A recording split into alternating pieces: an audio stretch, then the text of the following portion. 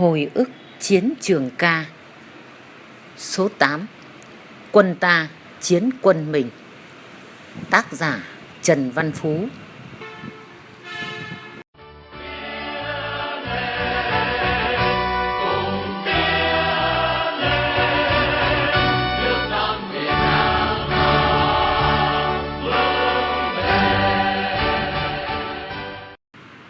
Đúng 5 giờ sáng ngày 3 tháng 1 năm 1978, toàn tuyến bắt đầu nổ súng.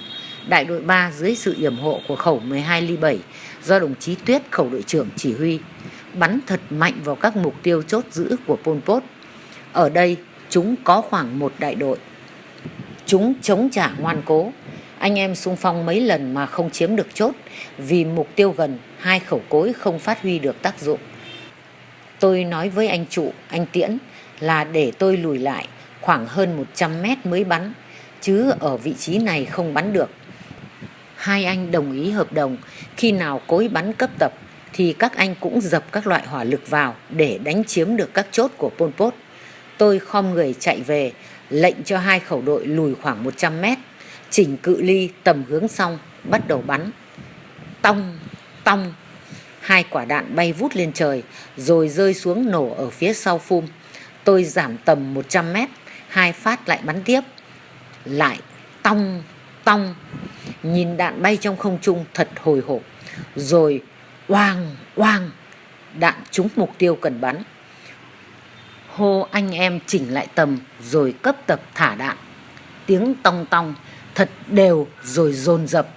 DKZ-82, B-40, B-41 cũng dồn dập bắn vào các mục tiêu. Khẩu 12 ly 7 điểm xạ thật đều găm vào các bụi chốt của Pot. Sau đó bắn lên cao cho bộ binh xung phong. Trước sức tấn công 3 hướng của đại đội 3, bọn Pol Pot bật chốt bỏ chạy, nhưng bọn này cũng bị tiêu diệt gần hết. Đại đội 3 phát triển lên đường đất. Ở đây có một trục đường đất từ Việt Nam qua. Đến 9 giờ sáng các đơn vị đã làm chủ các mục tiêu. Tham mưu phó thuật trực tiếp chỉ huy trận địa. Xông xáo trên xe ô tô Lada trắng chạy từ khu vực tiểu đoàn 2 đến tận vị trí của đại đội 3 để kiểm tra tình hình.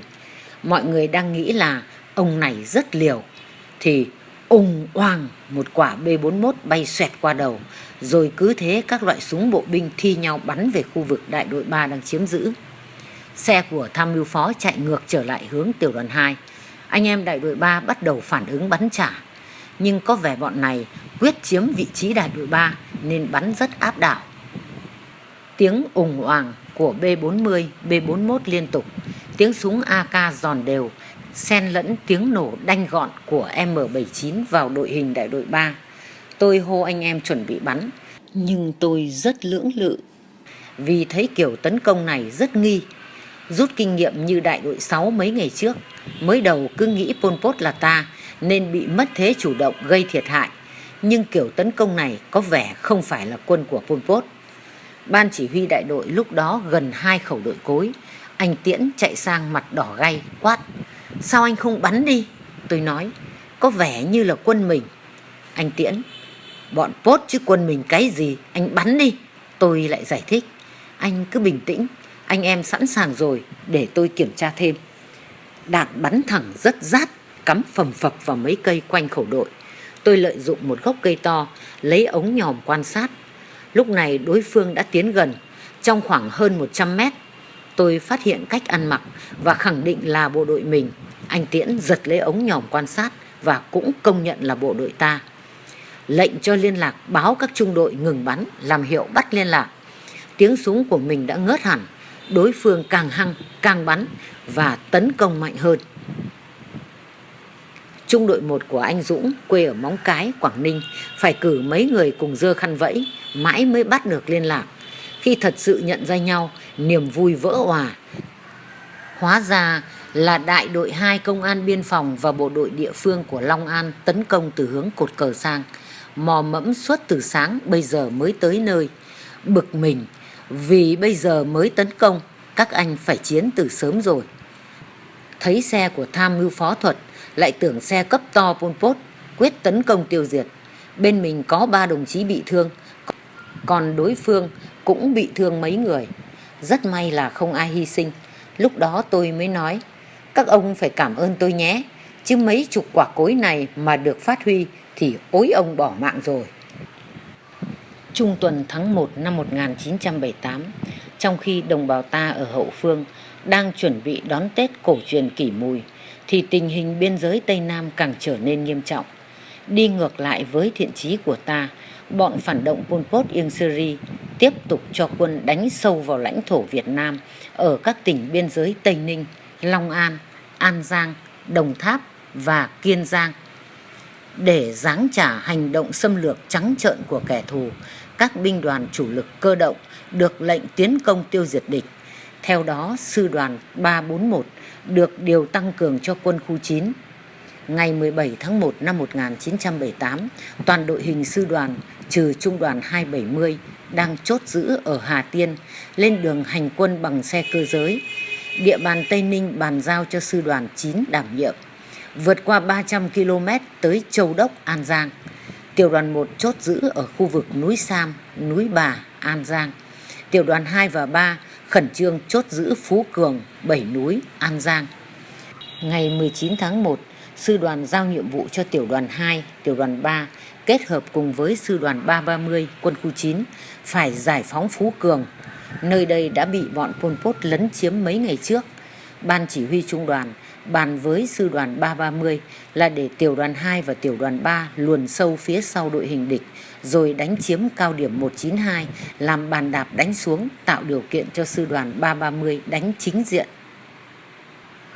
Trận đánh tưởng như khó khăn, nhưng nhờ hai tiểu đoàn luồn sâu gây bất ngờ, đánh hất trở lại, nên bọn Pol Pot nhanh chóng vỡ trận. Lực lượng tấn công của sư đoàn 330 cũng rất mạnh mẽ. Trận này chúng ta nhanh chóng giành thắng lợi, tiêu diệt được nhiều địch, thu nhiều vũ khí, giành lại địa bàn mà chúng đã lấn chiếm. Vừa kết thúc trận đánh giải phóng Phú Cường, ngày 30 tháng 1, sư đoàn lại được lệnh đánh địch giải phóng hai xã Khánh An, Khánh Bình thuộc huyện Châu Phú, An Giang. Ở đây địa hình vô cùng phức tạp, hiểm trở, lực lượng Pol Pot rất đông. Quân khu 9 cùng sư đoàn 341, sư đoàn 330 và hải quân, không quân bàn bạc trận đánh hợp đồng quân binh chủng quy mô lớn để tiêu diệt Pol Pot, giải phóng địa bàn quan trọng bị lấn chiếm này. Sau khi đánh xong trận ngày 3 tháng 1 năm 1978, toàn đội hình trung đoàn lại rút về chốt phòng thủ biên giới. Anh em vẫn phải nằm bờ nằm bụi, màn trời chiếu đất. Quân số chiến đấu của các đơn vị vơi đi nhiều. Trung đoàn đã phải đôn các đồng chí ở cứ tăng gia, động viên thu gom các đồng chí thương binh nhẹ trở lại đơn vị. Nhưng quân số cũng chẳng tăng được bao nhiêu. Địa bàn chốt giữ thì rộng, nên đêm đêm mỗi người phải trực gác nhiều hơn. Có trung đội thì cử gác theo phương thức quay vòng, mỗi người 2 giờ, nhưng cũng có tiểu đội áp dụng 2 người một vòng gác 6 giờ rồi đổi ca. Bọn Pol Pot chưa dám đánh lớn, nhưng vẫn dùng những phân đội nhỏ lẻ, tập kích chớp nhoáng rồi bỏ chạy, nên việc canh gác đều phải hết sức cảnh giác. Gần 1 tháng tác chiến liên tục trên dẻo đất Campuchia sát biên giới làm mọi người rất mệt, ai nấy gầy sọp hốc hác hẳn đi. Chính những ngày tháng vất vả gối đất nằm xương này làm cho tôi kiệt sức, nhiễm lạnh, viêm phổi cấp. Đầu tiên là ho, ngấy sốt, rồi ho rất nhiều, rũ rượi từng cơn. Khổ nhất là lúc gác đêm, trời lạnh lại càng ho nhiều, ho long cả óc. Lúc lên cơn ho, tay thì bịt miệng để tiếng ho không phát ra to, tay thì ép ngực đỡ phổi. Y tá mới đầu nói khả năng anh viêm phế quản, cho mấy viên Tetacillin uống cũng chẳng có tác dụng, rồi ho quá khạc cả ra máu. Lúc này y tá báo với đại đội là phải cho tôi đi viện điều trị. Ngày 16 tháng 1, tôi bàn giao công việc tiểu đội cho Dự tiểu đội phó. Mọi người chia tay thật quyến luyến, cứ như tôi được ra quân giải ngũ không bằng. Hoài nói, anh mà đi lâu là em cũng về Sài Gòn đấy. Tôi nói, anh em cố gắng, chắc tôi đi viện mấy ngày thôi. Anh Trụ và anh Tiễn cũng xuống tận tiểu đội để chia tay. Anh Tiễn nói, thôi, anh ốm thì cứ đi điều trị. Công việc ở đây có đồng chí Dự và anh em tôi, nhưng anh phải chữa nhanh nhanh đấy. Anh Trụ thì tếu táo, ông cứ về Sài Gòn, em út nó chằm cho mấy ngày là khỏi, chứ chẳng phải đi viện đâu. Chà, Một thằng lính tiểu đội trưởng ốm đi viện mà làm có vẻ quan trọng thế, chẳng thiếu người mà. Tôi nghĩ thế nhưng lại nói, các anh ở lại chốt giữ cho kỹ, chắc tôi đi khoảng chục ngày an dưỡng rồi về thôi. Thực ra tôi cũng hiểu tình cảm của anh em, nhất là với ban chỉ huy đại đội.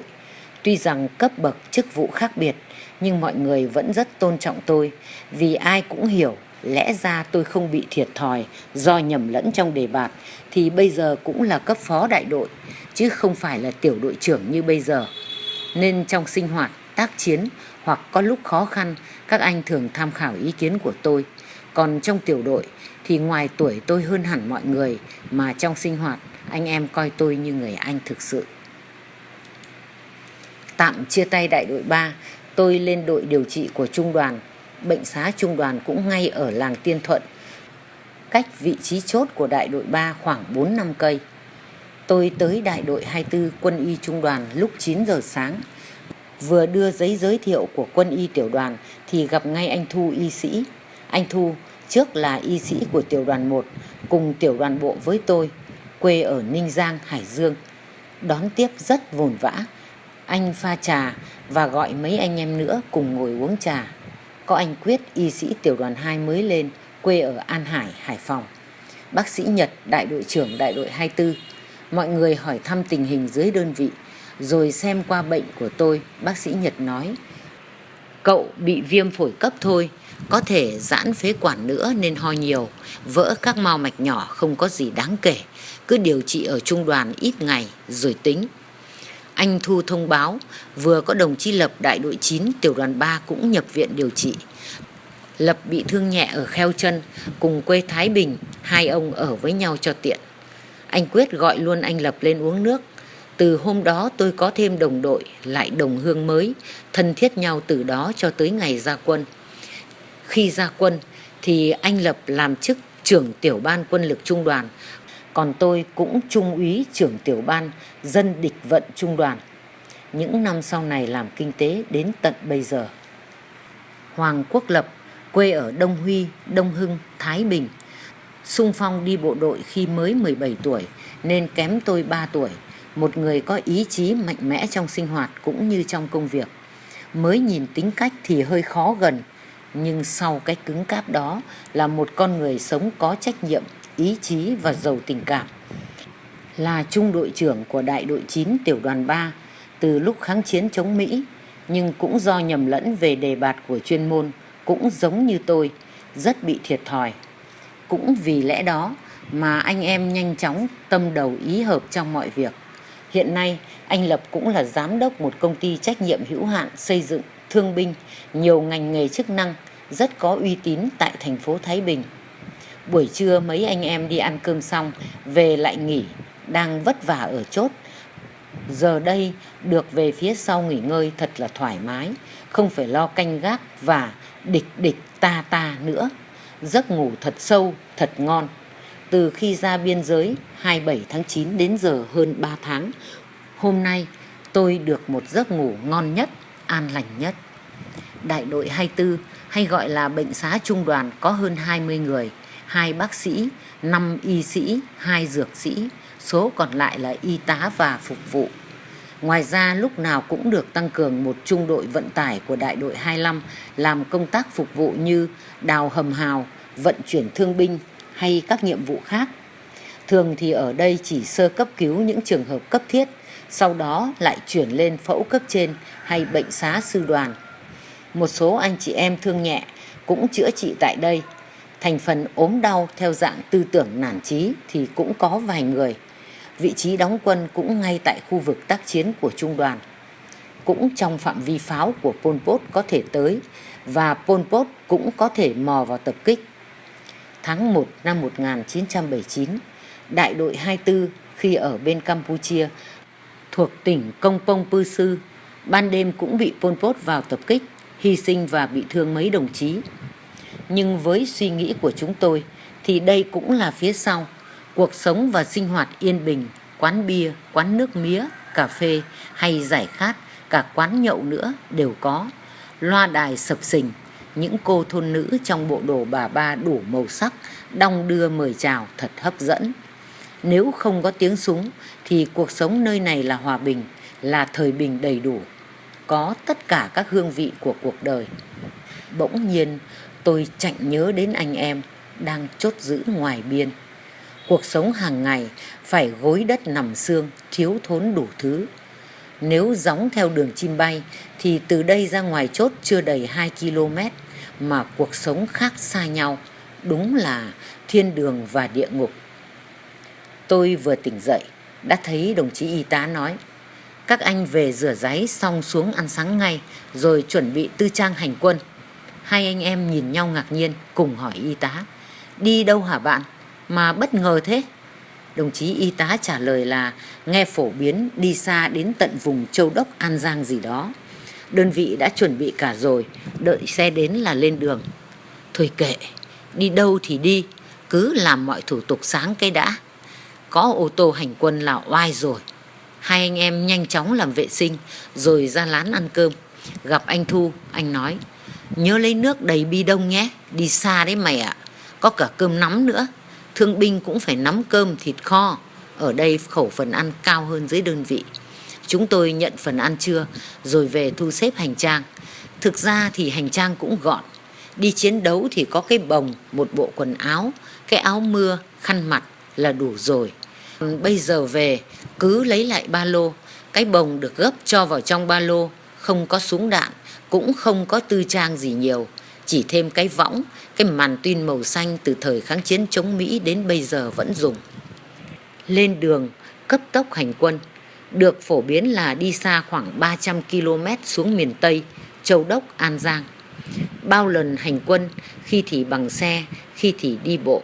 Còn lần này thì cũng đi bằng xe, nhưng đi theo đại đội quân y, chỉ có tư trang, không mang súng đạn. Hai anh em nhìn nhau như hụt hẫng, như thiếu cái gì. Xe chạy quay lại hướng Sài Gòn, rồi cắt ngang đường 4 về hướng miền Tây. Bây giờ đi đâu bằng ô tô, xe không có điều hòa máy lạnh là không chịu được. Còn ngày ấy chúng tôi cứ được đi ô tô là sướng lắm rồi. Ngồi trên thùng xe được ngắm trời ngắm đất, ngắm cuộc sống tất bật và thanh bình của mọi người. Nắng mấy, mưa mấy cũng không là cái gì. Đoàn xe lính đi qua, mọi người đều như đứng lại, nép vào bên đường, nhìn theo đoàn người, đoàn xe ở chiến trận về. Không biết họ, những người đứng dưới kia, họ nghĩ gì?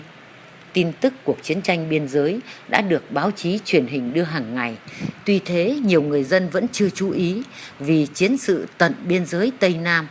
Nguyên liệu sản xuất cạn, nhiều nhà máy đóng cửa hay sản xuất cầm chừng, nông nghiệp chưa khai khẩn, gỡ bỏ bom mìn, chất nổ trên đồng hoang ruộng chưa xong, phân bón giống má thiếu, nên đời sống nhân dân lâm vào khó khăn. Cái niềm vui của đất nước thống nhất hết chiến tranh đã nguội. Mọi người bắt đầu phải lo đến cuộc sống thực tế, cơm gạo hàng ngày. Dân Sài Gòn trước đây đa phần sống dựa vào viện trợ của Mỹ. Nhiều gia đình đã bán dần những tài sản mua sắm được. Nhiều người từ chỗ rất tôn trọng bộ đội, nay họ đã quay sang không ưa gì bộ đội. Họ bàng quan với những gì xảy ra ở biên giới. Nếu ở ngoài miền Bắc mà đoàn quân đi qua các thành phố, thị xã thế này thì vui lắm. Mọi người đón chào hoặc vẫy tay hoặc chúc tụng bông đùa thật vui, thật ấn tượng. Còn ở đây họ đứng nhìn kia chỉ là do tò mò chứ không có thiện cảm gì với đoàn xe lính trận lôi thôi bụi đất, súng đạn đầy người. Tới quá trưa đã đến Cần Thơ, vùng này nổi tiếng gạo trắng nước trong. Bây giờ tôi mới đến. Xe xuống phà, mỗi chuyến chở tới hơn 20 xe cùng với hàng trăm người. Hai bên đầu phà, bà con buôn bán tấp nập. Hoa trái thật nhiều, thật ngon, bày biện thật đẹp cho bắt mắt khách. Đủ các loại quả, nào là sầu riêng, mít, dứa. Hình như cây trái miệt vườn tụ về đây. Trong lúc khát nước, ăn trái cây thì không còn gì bằng. Thịt chim quay vàng óng mỡ bày trong những chiếc thúng la liệt. Thật kỳ lạ, miền Tây màu mỡ, cây trái thật nhiều. Đi qua ven đường, nhìn những thiếu nữ vận đồ bà ba hoa đang cầm gầu múc nước, té lên các gốc cây, đang lao động mà sao trông nhàn nhã, đẹp đẽ, mượt mà đến vậy. Tự nhiên trong tôi trào lên cảm giác muốn có gia đình, với thửa ruộng mảnh vườn, có người phụ nữ của mình. Thèm quá, khát khao quá. Cứ rong ruổi chiến trận thế này, bao giờ mới có được những thứ tưởng như bình thường của đời người ấy. Xe chạy, cứ chạy tiếp, rồi lại đi qua một cái phà nữa. Sau này mới biết là phà Vàm Cống. Đến chiều tối thì đến được thị xã Châu Đốc, An Giang. Như vậy, quãng đường hành quân khoảng 300 km. Mọi người xuống đi bộ, cách chỗ đỗ xe khoảng 2 km, đi theo men bờ sông. Trung đoàn bộ và đại đội 24 đóng quân ở nhà dân, cạnh dòng sông Tiền thật lớn, nước trong vắt. Có những cái thuyền lồng nuôi cá thật lớn đang neo đậu hay lững lờ trôi.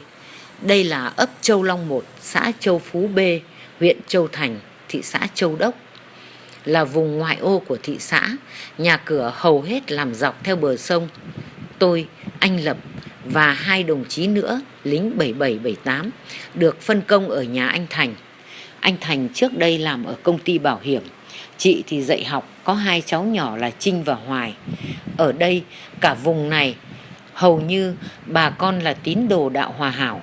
Họ có tục lệ cúng lễ rất đơn giản, chỉ bằng cốc nước và vái lạy 4 phương trời đất, không hương nhang hoa quả như đạo Phật. Sáng sớm anh chị đã dậy vái lạy, ngày nào cũng thế. Sau những nghi thức chào hỏi dân vận, rất nhanh chóng anh em tôi gây được thiện cảm với vợ chồng anh Thành. Đặc biệt chị Lan rất quý tôi, coi tôi như em trai, thường chuyện trò kể về cuộc sống xưa và nay. Chị tâm sự, cũng có người em trai trạc tuổi tôi, trước là trung úy chế độ cũ nhưng bị bệnh, mất trước giải phóng mấy năm. Những tình cảm của anh chị Thành đối với tôi từ đó gắn kết đến tận bây giờ. Chúng tôi vẫn thường điện hỏi thăm nhau. Tình cảm của anh chị Thành và người dân nơi đây thật đáng quý, thật đáng trân trọng. Tôi có 3 lần trở lại thăm anh chị. Đặc biệt năm 2005, khi cả nước kỷ niệm 30 năm ngày giải phóng, tôi, vợ tôi và một số gia đình cựu chiến binh trung đoàn về thăm lại chiến trường xưa. Vào thăm thì thật buồn là vừa giỗ đầu của chị. Mọi người nói trước khi mất chị vẫn nhắc tới tôi, lo cho tôi. Sao hồi này không thấy tin? Dịp đó tôi đi nước ngoài nên không điện thoại được. Sau một ngày dừng chân ở Châu Đốc, tiểu đoàn 2, tiểu đoàn 3 của trung đoàn 273 đã kết hợp với sư đoàn 330 quân khu 9 đánh tan bọn Pol Pot, giải phóng Phú Cường. Sư đoàn 341 được lệnh tiếp tục đánh địch giải phóng 2 xã Khánh An, Khánh Bình thuộc huyện Châu Phú, An Giang. Nơi đây địa hình phức tạp, là Cù Lao được bao bọc bởi sông Hậu, sông Châu Đốc nên toàn sình lầy, kênh rạch chằng chịt, rất thuận tiện cho phòng ngự, và ngược lại tấn công thì khó. Bọn Pol Pot đã xua quân bất ngờ chiếm giữ nơi này gần 2 năm. Quân khu 9 nhiều lần tấn công mà chưa giải phóng được. Pol Pot chiếm giữ 2 xã này, ngoài các đơn vị địa phương của chúng, còn chủ yếu là sư đoàn 2. Sư đoàn được tôn là anh cả của quân đội Pol Pot. Win Win Việt Nam trân trọng cảm ơn quý vị và các bạn đã quan tâm theo dõi. Xin kính chào và hẹn gặp lại.